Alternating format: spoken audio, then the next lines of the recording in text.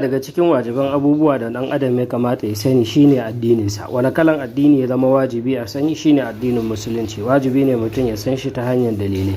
Wannan abin da ya zama wajibi a kai shine musulunci. Mai musulunci kuwa wal istislamu lillahi bit tauhidi, shine cikakkiyar miƙa wuya zuwa ga Allah madaukakin sarki ta hanyar yi masa tauhidi, wal inqiyadu lahu bit ta'a, da kuma ciruwa ko komowa zuwa gare shi ta hanyar yi masa cikakken da'a, wal bara'atu min shirki, da yin